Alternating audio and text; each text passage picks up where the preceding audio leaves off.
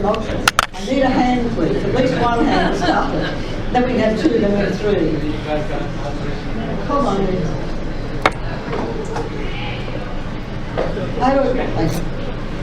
And just give us a name for your first name.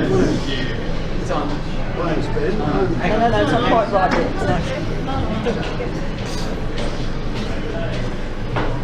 Okay, my name's Ben. I've just got one question.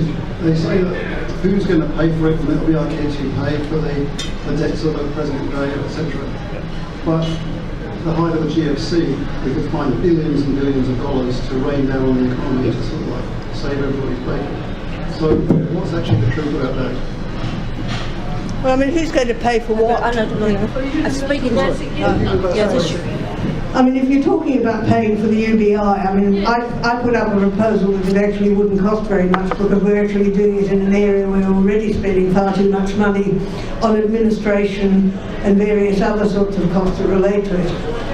On the general issue about whether or not things, one of the points I think came out of Ben's stuff and didn't come out so clearly in mine, is one of the things that you find in countries like Sweden, which have a much higher taxation regime than we have and a much bigger public sector, is the more you universalise these sorts of payments, the more people are prepared to pay for tax. The reason is that one of the reasons we've got a mean welfare system is people say it's coming out of my taxes and I'm not entitled to it, which is the reason they all lie and sort of fiddle at the edges of it to try and get the age pension. So I just think if we actually had a system where people who were reasonably high income were also entitled to get something, they'd probably be prepared to pay more tax and you wouldn't actually attack them. And we are one of the lowest tax countries in the OECD, despite the fact we're one of the richest. So all this crap about the deficit comes from the fact that the rich don't like being taxed. And just a quick thing, the intergenerational reports, which are the basis of most of these claims, that it's our kids who are going to be paying for it. Every single one of them says our kids will be richer than we are, and that we are richer than our parents were, per capita. That is, average incomes, just in normal GDP terms, adjusted for inflation, average incomes are rising over time, and every prediction is that they will continue to rise. So it's complete nonsense. Okay. Next question. Hi, my name's Kathy. I've got a question for both of you, and it concerns the sort of level of a UBI or as an alternative a job guarantee. The figures I've heard are quite low, what I would probably not call a living wage. Now, I don't know whether that's because we haven't worked out how to fund it, or because that's the most that you can put on, we can put on the table as a demand. But it seems to me that if we're serious about either expanding the age pension down to younger people and having it as an option to work or an add-on to work or whatever, so people have more flexibility, or we're going towards supporting people who are not in their paid workforce but are doing other valuable things in the community. It needs to be at a level that actually provides a living wage, and I've just not heard arguments that put something on the table that is a living wage. Yeah, it's a really good question. So, the proposal I was talking about, which was pitched at the age pension level, so that's the highest of the benefits basically that we've got. Getting much above that becomes reasonably difficult, but I think the age pension is enough to live on, provided you can get some other stuff without having to spend much money. And the big other bit of this that we haven't talked about tonight is all of those costs which could easily be brought down. So actually, almost no amount of money is going to make a UBI work while the Sydney housing market looks like it does, essentially. The housing market is so broken that anything we do is just going to pour fuel on that fire. We need to fix that before we move on. If you go to the US and you have to pay college fees for your kids, you have to pay private health insurance, and you have to pay for a mortgage, well, like we're stuffed. So alternatively, imagine a system in which you've got rent-controlled housing, you've got free healthcare, and probably free education, and actually a more modest amount suddenly seems livable and reasonable. So we have to put these two things together a little bit to expand the provision of public goods while we also provide this kind of basic income. But yeah, we can afford it, but it does mean a jump in tax as a proportion of GDP. As Eva says, we can do that. That's possible. But I think realistically we're going to be phasing that in, and I think it's much better to phase in a basic payment and make it more universal than to start with a not basic payment that is universal, which I think is reasonably, like give everyone $3,000 a year, and try to ratchet it up, which is the other way of doing it. I think that's actually quite dangerous. Yes, I think I'd agree with that. But I think once again, I mean, the reason I was suggesting that we did it in the Northern Territory and things in it is the large number of people in those sorts of areas are in various forms of public housing, so the housing issue is not really quite as important as it would be in other areas. And it's obviously something which is, you know, a lot of them are long-term on these payments anyhow. So what we're doing is changing the system of the payment to say, it's okay, we can trust people. I mean, I wrote a note to myself saying, we've got to sort of, you know, one of the real differences, if you like, between Conservatives and the sort of, if you like, the more radical end of things, is a sense of whether we believe that human beings are either nasty, self-interested dead shits, a la Hobbes sort of version, or whether we are actually social beings who will respond to the social, you know, to the relationships and things that we're in it, and therefore, you know, are either tabula rasa or basically capable of being collaborative and good. And if we come down on that end, we actually have to build up, because it goes back to my Boyle lectures of 95, which is that you have to build up the idea of social capital, of trust and goodwill in the community, and at the moment we're extraordinarily damaged in that, because what we've been told is that individualism is the only thing that counts. And you know, and what's more, if you're a failure, it's your problem, not the society's problem. So I think we've got a lot of those things to overcome. And yes, I agree there's certain dangers if we end up with too low a UBI to do that. But the reason I'm suggesting the pilot stuff in the Territory is that it could be done within the current things, and I think those particular issues are not so likely to arise. But you would also have to look at supplements like rent and other sorts of supplements that were available. And also, you say, to have a look at the housing market. I mean, maybe we'll get into things like long-term rentals where there's a sort of reasonable subsidy, or various other ways of dealing with it. So I think there are ways of dealing with that, but I agree we can't start off with a very small amount, because I think that would actually be toxic. But we can start off with a median amount and then build on it as we sort of maybe share things around, you know, in a better way.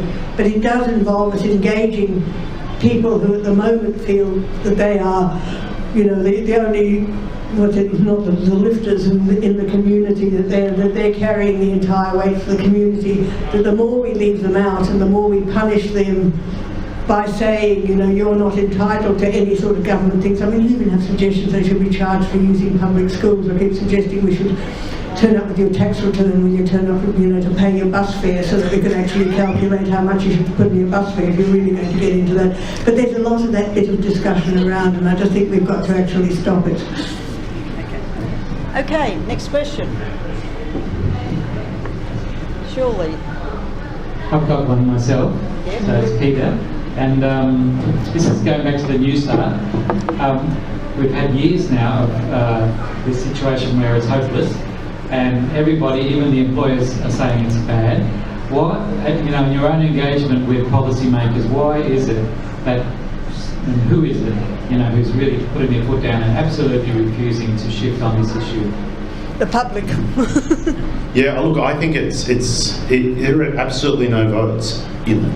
And there are lots of votes on the other side. There are lots of votes in beating up on people who are unemployed.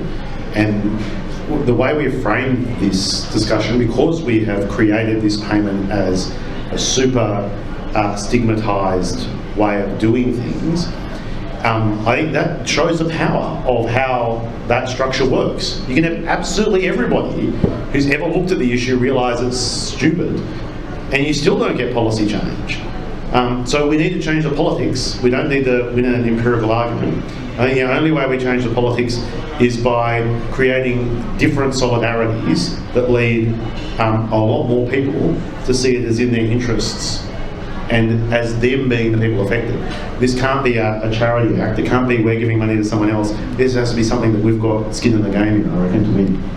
Well, that would be one of the really good arguments about introducing a UBI, because once you stop stigmatising. The other thing is that people don't say this, and I mean, it's probably our fault as much as anybody else's. I mean, how many people actually know what the proportion of people on New Start are that are actually officially unemployed and looking for work? It's only about half of them. The other people are exempted because they've got cancer, because they've got family problems, because they've got all sorts of other things, because they're doing training, because they're doing other things. But nobody says it. We all carry on about the fact that there's people that should be in the workforce, so maybe we need to actually change that. And part of the problem, quite frankly, is the fact it's bipartisan. You know, the Labour Party has not been good, and they still won't promise to raise New Start. You know, and once you get bipartisan, it's the same thing with the Indigenous stuff. Once you get bipartisanship, I hate to say it, but it means nobody is going to do anything about it because they just use the scare tactics to keep the population out of sight. So, you know, somebody's got to get the Labour Party to stop sort of being arse lickers for the bloody Liberal Party. Any members of the Labour Party here? Yes.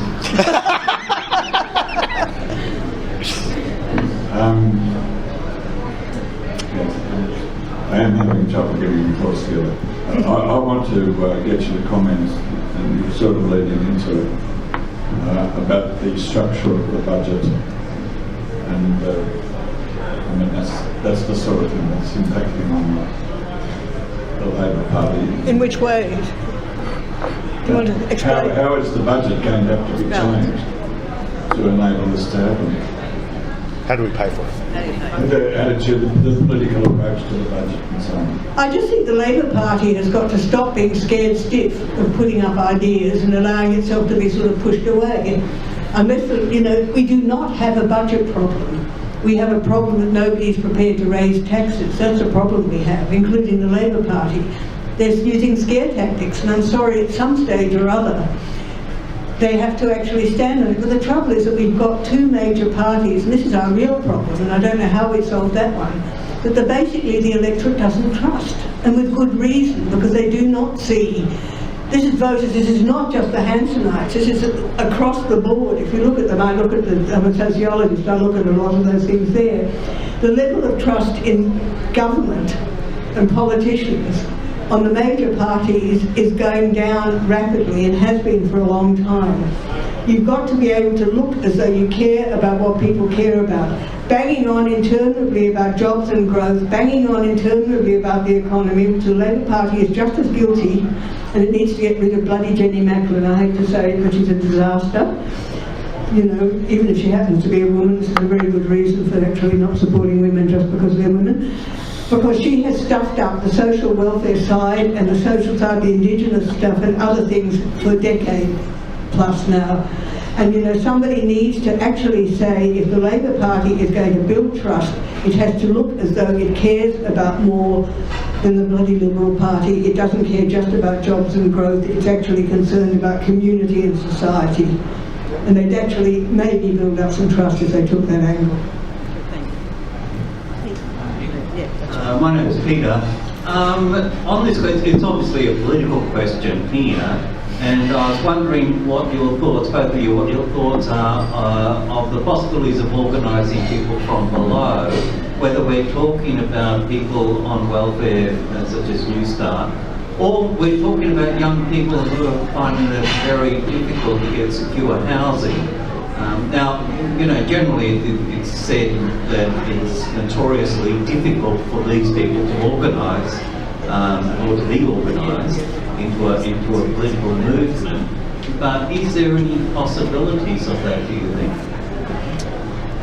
So, look, the housing stuff is just extraordinary. What's changed in the last 3 or 4 years, I'm on the board of Shelter and I've been doing some housing stuff for a little while. And, like, we went into the last state election in Shelter going, oh, well, maybe we should just have very, very, very moderate asks because there's no chance anyone's going to do any of them. No one does anything on housing.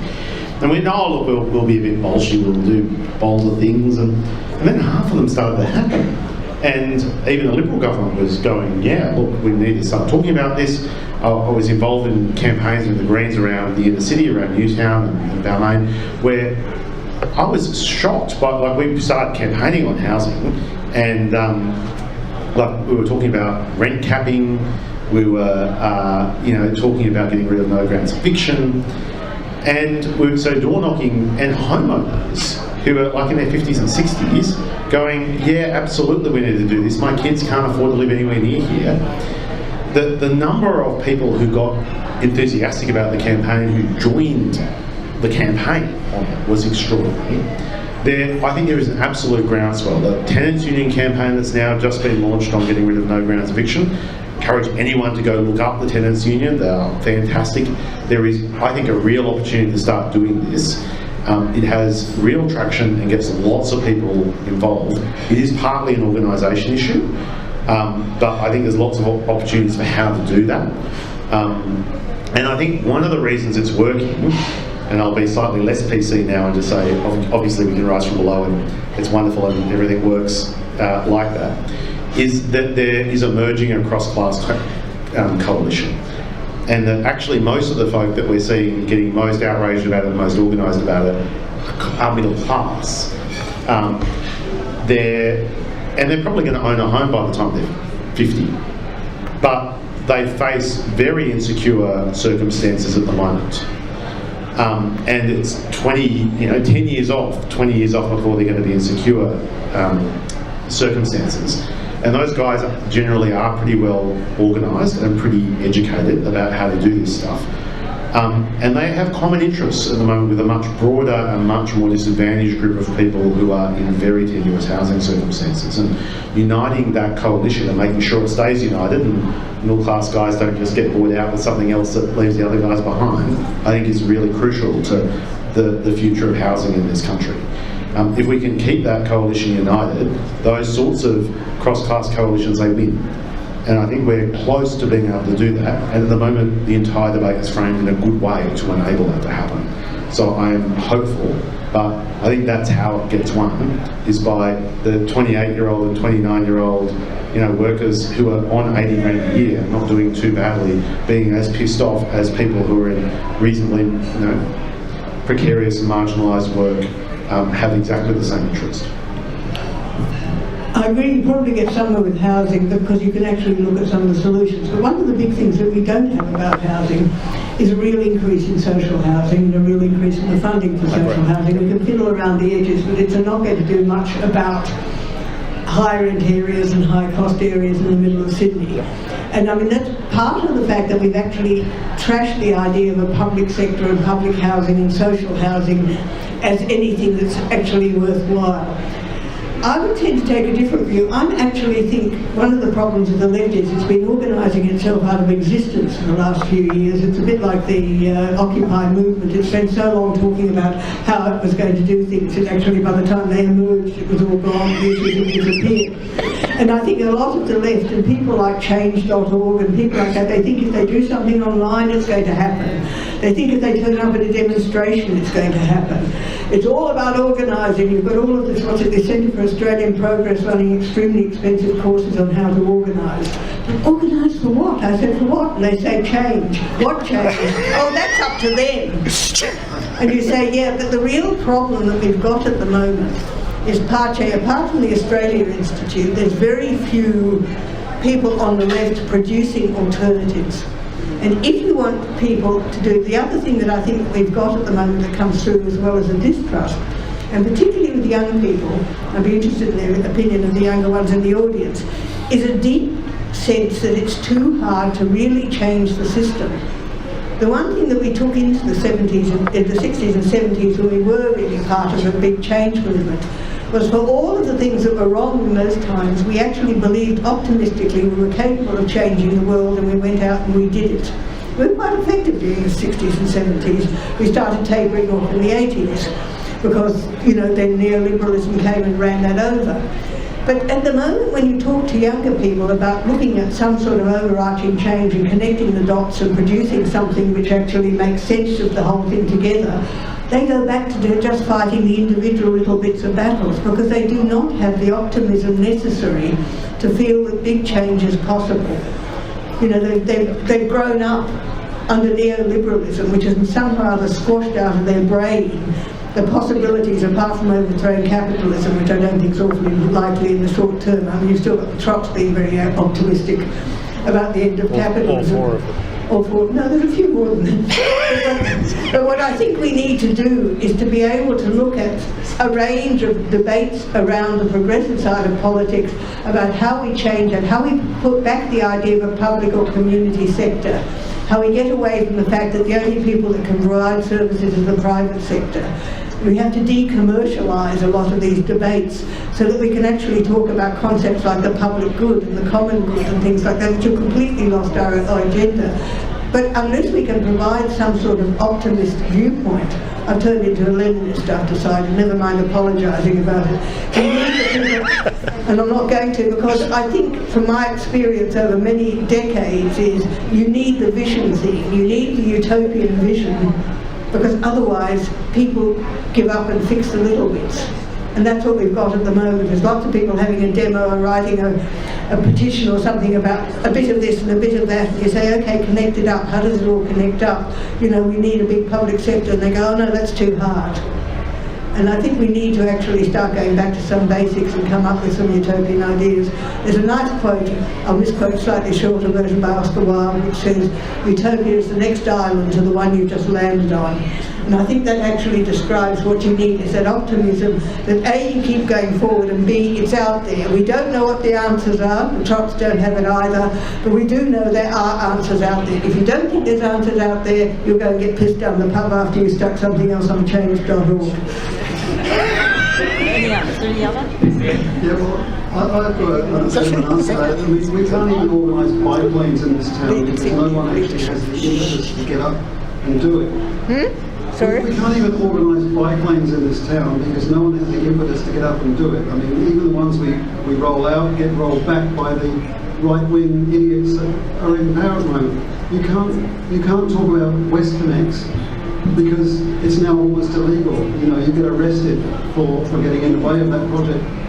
Anytime anyone wants to try and get organised against these powers, they get crushed. So, because we're organising against them, we're not offering alternatives. There's a big difference. But the point is like the younger generation are not getting engaged because they can see no point. I mean, in fact, they're too busy working paying off a damn mortgage because the mortgage is so damn big. So that's how the social controllers work these days. And if you want to have a conversation with the kids these days, it's about what colour taps they're going to put in their bathroom, not about how they're going to get a new biplane in school. So I'm going to put one of my other hats on. So you guys might have noticed some news about the Greens over the last 6 months. Yeah, I'm in the Greens. So those guys are mainly 25 to 28 years old, the Left Renewal crew, and I'm going to be talking with them in the next 2 weeks about what happens after capitalism. I think it's true that there isn't that utopian vision, but I reckon there's a lot of people out there looking for it. And so one of the big problems is people don't know where to go and get it and how to get organised and how to do it. But there isn't, I don't think, a problem of people wanting to change the world and wanting to have radical utopian visions. And that's actually a really optimistic, wonderful thing for all the kind of, crash landing that process has ended up in. I think that is the one bit of it that we can take some heart in, and we have some responsibility as people who are trying to come up with those sorts of ideas to do more of it, to be able to connect more effectively, to be able to get people revved up and head in the right direction. I think I agree with you, people want utopianism because you've only got to look at the examples of Bernie Sanders and ageing lefties left over from the 1970s and the people that are seen as the ones there. I've been trying to sort of think of how I can do a local version of it. But the thing is that people do want the vision thing. They need the vision thing, but there's actually a real shortage of people here organising to actually offer it. Pache, the Greens, I've been saying to the Greens for a long time, you do not have a narrative, you do not have coherent policies, and they say, oh yes, but we're democratic and that would interfere with people's democracy because we're trying to sort of coordinate all of the things we've got in income support, for instance, would actually disturb the fact that we've got 4 different spokespeople, 5 different web pages, and Twitter 35 different versions of the bits and pieces. I'm sorry, you're not going to create optimism out of that. We need some sort of capacity to come up with things. What people forget, or what people need to remember, is they say, oh, but you demonstrated in the 70s. We were on the outside running a demonstration. We were on the inside in our best gear in the minister's offices. You need to do both. You need to actually change, have the plan of what the alternative is. Because I say to people, they say, I'm demonstrating against X. I said, what do you want instead? And they say, why should I ask? You know, why ask me? And I said, who the fuck do you think's going to do it if you don't? And they look at you with great surprise and go away and hide. You know, because people here, you know, a lot of people are not prepared to do the hard yakka of sitting down and planning out what the alternatives to what is there are and how you actually push them up, which is one of the reasons I'm putting up this idea of running something in the Northern Territory, because it's a proposal. And if you take a proposal to a minister, somebody's got to read it. Somebody's got to answer it. If you go to a minister and protest outside his office, you know, going to pay no attention whatsoever. But you go in there and offer documents, somebody on staff, then you find possibly on staff there's actually somebody that might be interested in it and might pick it up and run with it. Or you might find there's something there. You start a debate on the inside. And we don't start those debates on the inside because you don't do them by standing outside having a demonstration or sending them, you know, a petition. Neither of those. I've worked with politicians, they pay no attention to any of those. Hello, my name's Ben. I just wanted to say, first of all, that I really enjoyed both of the speeches that you both made, so thank you very much. They're both very interesting. One of the things that I just want to take a step back, I guess, slightly from what we're talking about, which is sort of the politics of the immediate, or perhaps prescriptive ways to change politics today to get towards things like universal basic income. And the reason is that I thought when I came here that I might hear more about one of the big things that's discussed quite a lot with universal basic income is the potential for a very large-scale amount of automation in the future, particularly with large-scale artificial intelligence and really rapid growth in that sort of industry. So I was wondering if you thought, and we've talked a lot about getting towards there from a prescriptive sense, but I wanted to hear your thoughts on how you might think that by necessity the current political class might be shaken out of its sort of lack of interest of thinking about these things by some kind of really rapid economic change like large-scale automation that might occur in the next few decades. It's a fantastic question, and I think you're going to get Eva and I to disagree, which will be even more fun. So I'm not sold on the automation argument, and it's not because I don't think it's going to happen. I completely think it's going to happen, but because I don't think it's functional for the system. So I don't think that we are going to allow 80% unemployment. So we're just going to create a whole bunch of bullshit jobs to fill that in, which has already been happening. And we've had a series of large-scale waves of automation, and we're going to have more and more jobs which are designed around administering the rents that are created through intellectual property and from other things in order to maintain that system. I think, like, I just don't think it's functional for the system to do otherwise. I'm also somewhat sceptical of a system that replaces, you know, the average income in Australia was about 60 grand, a full-time worker on, you know, on ordinary working hours about 65 grand, 70 grand. 54 grand. Are you talking about average or median? The median. Average, not median. Go to median. 80,000. 80,000. What? So average is 80,000, median is about 50,000. So median's 50,000, average is 80,000. We're talking about optimistic amounts of basic income being 25,000, maybe 20,000. That's an enormous redistribution of income upwards. If you think that 60% of the population are going to live on 25 grand, but we're going to have the same kind of system generating the same number of profits at the top of this. So I think if you think that this is a solution just to automation in that sense, it's the solution of the 1% to try and maximise rents out of the system and make everyone, you know, work in a semi-slave class. But I don't think that's at all what we're on about. I think you're going to disagree with some of that, which would be good fun. Because I don't think we're going to get there. I think we are still going to have these jobs, and what this is about is strengthening the bargaining position of labour both to get decent wages, but also to be able to have some space that's not about work, to direct the work they do to make sure it's socially useful, and to do things outside of work which are socially useful, which they are able to do because they've got a bargain where they can walk away and they can say, well, actually, I'm only going to work 2 days a week because that's all I need to do. I'm going to do what I really want to do with the rest of my life. And I hope that's the best place of where we're going. I think automation will help a little bit, but I think if it comes because of the shock, it's not good. I think it has to come because of political power to make it work.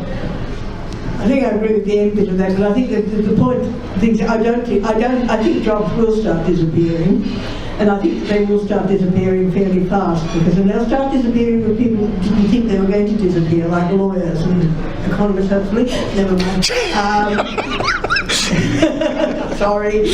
But I think, because the thing is that, that we will be able to get a lot of stuff out of that, and yes, they will invent some jobs and they'll try and do it there, but I think gradually it's just not going to be there. That's the reason I think we need to start talking about making a positive thing of talking about cutting working hours. I mean, most of you here are too young to remember, but we sort of went from long working, except, the 8-hour day was a great thing. We even had a holiday for it. And we finally got that, I think, somewhere around the 1940s or something like that, we got that. And then we went down to the 37.5-hour day, and then some people went down to the 35-hour. And then we stopped talking about cutting working hours. Just disappeared entirely off the agenda. There's talk in Europe about things like 22-hour weeks, 26-hour weeks, 32-hour weeks, lots of things about cutting working hours. I think if we actually start working on the cutting working hours and reallocating the availability of jobs, that the automation's not going to cut in so far, but to do that we need to start putting up positive programs about cutting working hours and recognising there's other ways of making contributions so people can feel good about their lives. And that's what I mean, we need to actually start running a campaign about why aren't we cutting working hours. They're doing it in various places. I think it's at Sweden or some of these trial in Sweden. There's a trial of cutting working hours. If we try all of those things together, we might be able to create our own versions of utopia so that when jobs do start disappearing, we actually take the profits out of that thing and start redistributing them through the community so that we can do other things with them. But I think we've got to work on shorter working hours as a general thing, not just as a response to the automation, and start working on the idea of being able to mix paid and unpaid and various other things, and stretch our working lives out if we want to, so that when you're older you actually will work fewer hours, and when you've got kids you might work fewer hours. There's all sorts of ways that we can look at the social end of things. But we've got to take the initiative and work it out, because those bastards aren't going to do it, and if we don't do it, we will. Yeah, thanks for a fascinating discussion so far, guys. It's been really fun. I was just wanting to address Ben's proposal that a universal basic income can be made more attractive by lowering the pension age as kind of like a thin end of the wedge to, decouple payments from, the idea of either not working or, all of that sort of stuff. If you net off welfare payments and taxes, current government expenditure represents quite a large transfer of wealth from our generation to the 50+ bracket. And a lot of us are kind of a little bit salty about that, especially given the amount of time that it's going to take for my generation to be able to save up for a housing deposit and that sort of thing. So I was wondering how lowering the pension age, which essentially would represent, me paying taxes to a lot of my senior managers and things at work, would be more politically attractive than a classic universal basic income, which would, has the benefits of, just being able to, provide people with an income to survive when they're out of work, and doing away with a lot of the bureaucracy surrounding traditional welfare payments. Yeah, it's also a great question. Hell, you guys are going off. So first of all, I reckon you're going to be 55. So I reckon that's one argument I'm going to put to you. And in fact, that the main wedge that was driven on that generational argument when it first came out was, you guys are going to have to pay for the pensions of your parents, but you won't get them. And that's why it's a raw deal, because by the time you're old enough to get it, it will be unaffordable. Like, that was the argument that was being made. So I think we want to say, actually, the best thing we can do for your generation is to absolutely nail in these conditions, so you get a better pension than your parents did. They had to work until they were 65. You're going to only have to work till you're 55 before you get it. So I actually think it's not a bad thing for us. But I think you do nail the real intergenerational problem, which is housing. I don't think it's got much to do with the other stuff. It's got to do with housing. Yeah? I think it's also a little bit of a red herring that it's generational, in the sense that it pits young people against old people. It's generational in the way inequality works. There are more 30-year-old investors who have more than 10 properties now than there were 10 years ago. There are more very rich landlords who are young now than there were 10 years ago. What we have done is not to pit older people against younger people. What we've done is created the 1% and the 99% amongst young people, and we haven't been able to force it amongst older people because they have defended a different welfare state that was more egalitarian. That's actually what they did. And when they pit us against each other, what they try to do is say, well, you lost your welfare state, so we should lose theirs as well, and take theirs off them so that they get more divided between the very rich and the very poor. What we should be saying is, no, we want their conditions. We want the more egalitarian deal that says that everyone should get things entitled as a right, and we're going to demand that too. And that's why I think we should be lowering the conditions from the people who haven't lost it yet, rather than putting an intergenerational war between the young and the old. I'd be much more impressed if the intergenerational complaints came from people paying about the superannuation tax concessions, because that's the biggest rot we have.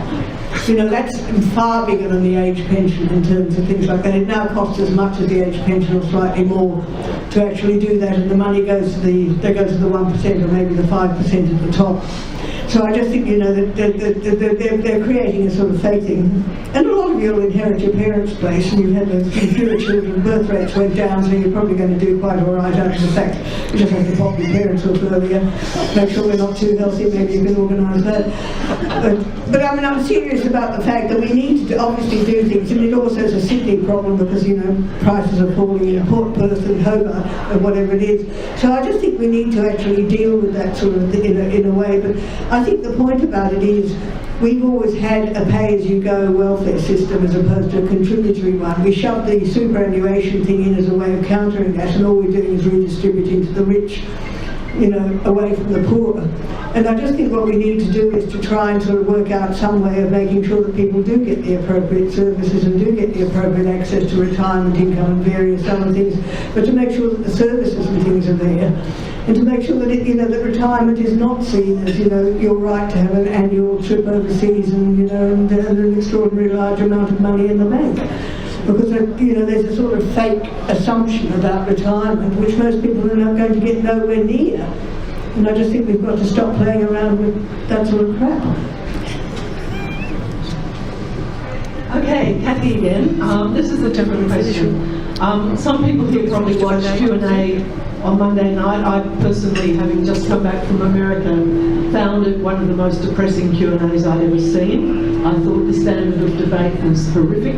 I thought that the allegiance, particularly from George Brandis to political positions, to the exclusion of ideas, was really troubling, but Tony Plibersek was caught in the same game. And Barry Jones has written recently about the need for a new political party. I'm not saying we should go down that track.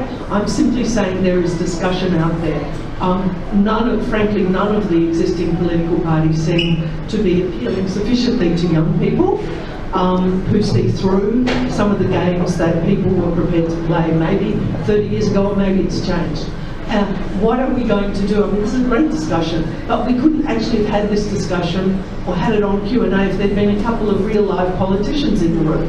And so what are we going to do, those of us who are older and those who are younger, who really care? And I think the majority of Australians really do care that we have a safer, a fairer society, a society that uses our resources for the best benefit of the most number of people. You don't have to call that socialism, you can just call it fairness. But we don't seem to have a mechanism for achieving that, and it's got worse. And if you look at America, it's got much worse even than here. I mean, I've been whinging about this for a very long time, I think, and this is part of the sort of problem. I mean, that's why I tried to do something with my 1995 Boyle lectures and started talking about social capital, because I warned, I reread it, it was spooky. I thought, God, I predicted a lot of this stuff. You know, we've lost that sort of sense of society and the social, and we've lost the sense of ethics, we've lost the sense of values, we've got stuck in this sort of neoliberal market, you know, winner-take-all sort of crap that we've been going for a long time. The trouble with political parties, and the reason I winced when you said that is, and it's the trouble with the Greens, is the Greens fucked themselves over when they started spending more time trying to get into power and trying to do good policies. And you know, and I mean, so they've been knocking off the better Labour Party people rather than knocking off sort of better, you know, the ideas things. And that's what happens to political parties. They get entranced with power. So that's how I don't think setting up another political party is going to be a thing. We haven't tried that. I think we need to set up some sort of movement where we link together and create something, whether it's some sort of think tank. I mean, look at the power of the IPA, for heaven's sake. You know, there's enough people on the progressive side of politics that can come up with good ideas, and we need to infiltrate those good ideas. We need to give the people on the left of the Labour Party a bit of courage to sort of actually try and do something. Maybe even on the right they could start doing some thinking. You know, we need this. Whatever happened to the small L liberals? There's a whole lot of those lurking around that somehow they've got nowhere to go. There's nowhere to go, but I don't think setting up a political party is the thing. I think we need to set up some sort of really powerful think tank that starts coming up with solutions and then getting the crowds to push the solutions. Because in that way, we need to get ideas on the agenda. We need to get out of this sort of backbiting nastiness that seems to be, every political party seems to indulge itself in the moment. And if you take a look at it, there's very few venues in which, I mean, yes, we can have things like this, we can do the one-off type thing, which I call the orgasmic political experience, where you trot off, hear somebody talk about something, breathe a deep sigh of relief, feel relieved, go home and do fuck all. You know, what we need to do is something where people are prepared to commit the time and the energy and the resources to try and come up with new ideas about health, new ideas about education, what other mess that Gonski seems to have got itself into, new ideas about some of the other things that are acceptable, and start pushing them and look at the practicalities and start a conversation. I think people are ready for that conversation. It's just that nobody's doing it. I try and do it a bit on my own, but it gets a bit wearisome out there. So I'm looking for somebody to set up, that we can set up something where these ideas get explored and then get worked on. It's the working on stuff that's the problem. It's not the sitting around and banging on in the pub or down the opera house or at some other sort of conference centre. It's actually working on them and bringing the stuff together and putting them in a format. I mean, I used to teach advocacy and policy, so I'm giving you the sort of lecture I gave my students, which basically started with, if you're banging your head against a brick wall, please learn how to identify the loose bricks. And that's what I think we need to take as a slogan at the moment. There's an awful lot of brick walls up there, but there's an awful lot of crumbling bricks in them too. We need to work out why they're crumbling, and we need to work out how to undermine them, but how to put out the alternatives. That's what's missing. You can defend the Greens against my nasty. Well, yeah, I'm slightly more optimistic, and I don't think it's just the Greens. So I would say the Australia Institute does a remarkable job of shifting. But only economics. Shifting some of the political. Only in the economics thing. I've argued that out with Richard Dennis. I also, you know, there's a really difficult thing of being able to build between ideas, mass publics, and kind of the energy that takes over long periods of time to do that. And absolutely, political parties have been hollowed out, all of them have, including the Greens to some extent, and it's very difficult to have long time horizons which are associated with that. But I think part of that's creating safe spaces to disagree. I mean, having been in the Greens, but seen it in Labor too, every slightest hint of people disagreeing is seen as a crisis in the political system. Like, that's why they all stick rigidly to their scripts. We need to enable the space for people to have arguments, and are rewarded for having arguments, to lengthen people's time horizons to be able to do that, and to look at the institutions that can connect people to politics. I think there are some big ideas around and are out there. It's partly that organisational infrastructure, and that's actually really difficult, painstaking work of building. We destroyed and gutted a union movement that was reasonably good at doing it, and some of the mass parties that could do it, and the social movements that were around for a while just are not capable of doing that at the moment. So that's going to be some painstaking, difficult work, but I think we can do it by connecting a series of issues to a broader platform and ideology and agenda. I'm actually a little bit optimistic in that started to happen. When you go back 10 years and every little issue was just its own thing, you look at Get Up, somehow all those issues somehow coalesce around a broad agenda, which... No, I think that, and we ask people, I've got a PhD student who's been doing research on this area and goes and asks Get Up members and supporters, what is it that's useful about them? And they say, oh, well, they just happen to say what I think on every issue. That's called an ideology, yeah? And there are people who come in on one issue who they don't agree on all the other stuff, and they all leave straight away. So I think there is some coherence coming, and we just need to start rebuilding the institutional architecture that connects people to campaign on them over long periods of time. And that's hard, but I see some signs of it happening. Can I just have we're really over time. So. I know we're over time. Just on Get Up, I think Get Up is part of the problem, not the solution. Because what Get Up does, it sends you out a list of issues, and you can tick the ones that are important. And there's no overarching issue. There's nothing that connects them. There's nothing in the narrative that doesn't.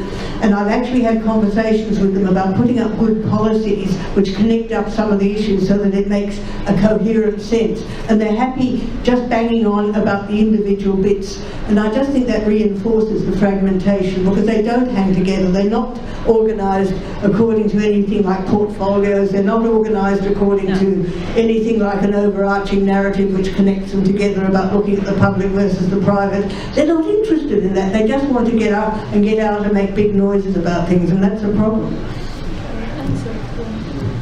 Okay, now, two things I want us to do. First of all, I want us to really show our appreciation for this marvellous night we've had tonight, with this marvellous